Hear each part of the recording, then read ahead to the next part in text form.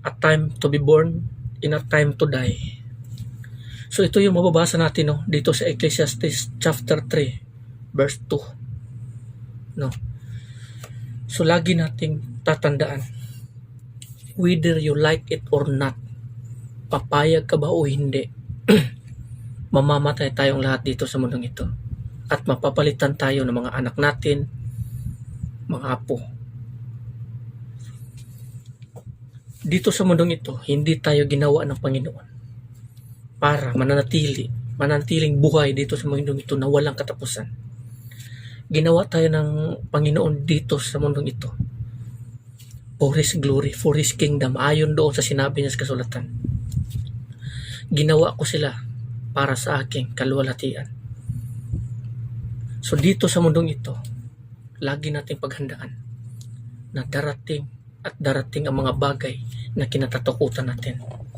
Na darating itong bagay na ito. Lagi nating paghandaan. Kasi papayag ka man o hindi, whether you like it or not, darating ito. Darating ito. So kailangan lagi natin paghandaan itong mga bagay na ito.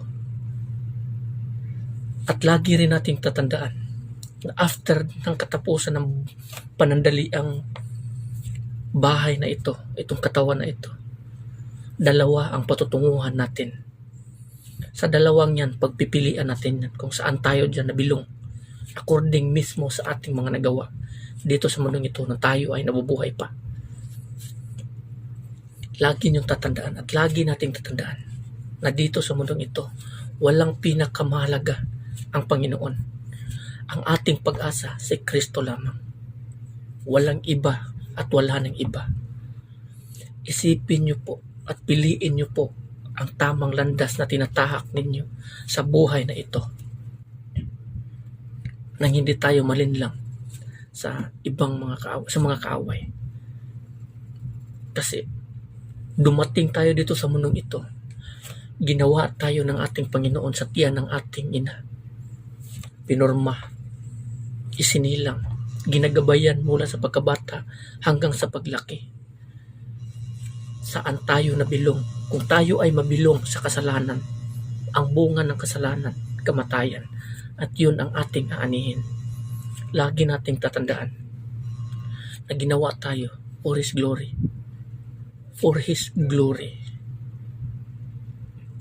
Kung iisipin natin, ano ba ang tao? Ano ba ang tao na binigyan ng halaga ng Panginoon? Kung iisipin, wala itong tao mula sa lupa. Mababa siya kaysa sa mga anghel. Kasi mula sa lupa. Kung iisipin, para lamang tayong palayok. Kung tayo ay magkakasala, para tayong palayok na pwedeng basagin anytime. Pero isipin mo ang pagmamahal ng ating Panginoon.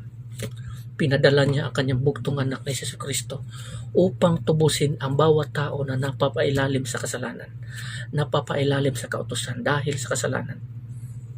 At binigyan niya tayo ng pag-asa, ang ating Panginoong Hesus Kristo, sa mga panahon na tayo ay lugmok na, nawawala ng pag-asa dahil nga lugmok na tayo sa kasalanan at nabaon na tayo sa kasalanan. Pero inabot ng Panginoon ang kanyang mga kamay sa pamamagitan ng kanyang bugtong anak na si Hesus Kristo na namatay dyan sa krus upang tayo ay tubusin. At sinabi niya, may pag-asa pa. Ang ating pag-asa si Hesus Kristo. Kaya lagi nating tatandaan, siya lamang ang paglingkuran at wala nang iba. May pag-asa pa. Dito sa mundong ito, walang ibang pangalan na binigay ng Diyos na siyang ikaliligtas ng bawat tao. Ang ating Panginoong Hesus Kristo. Ang pangalan ng ating Panginoong Hesus Kristo, ang pangalan ng Diyos. So, lagi natin tatandaan yan. Kasi dito sa kasulatan, sa mga ngaral or mga ngaral pala to, or Ecclesiastes nga, chapter 3 verse 9. Ano ang mapapala ng tao sa kanyang pinagpaguran? Alam ko na ang itinatakda ng Diyos sa tao. So lagi natin tatandaan, kahit pag ano ka pa kayaman, huwag mong gawing useless ang buhay mo. Dahil nga, mas pinapriority mo ang mga bagay sa mundong ito. Pagdating ng araw, wala ka rin mapapala. Wala kang pag-asa na matatamo dyan sa mga bagay na yan ang papayaman mo. Tayo ka ng maraming negosyo, gusto mo yumaman, wala kang mapapala niyan. Wala dyan ang pag-asa.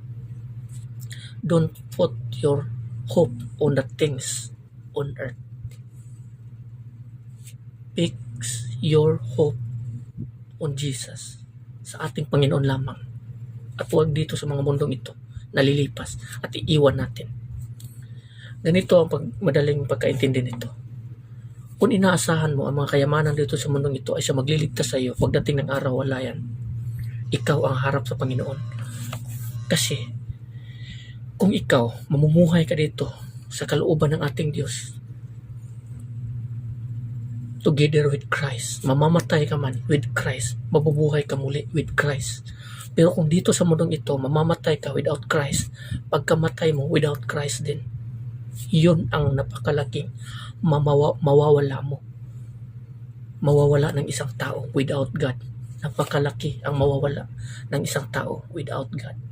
So lagi nating iisipin bawat hakbang natin. So hanggang dito na lang, na maraming salamat and God bless everyone.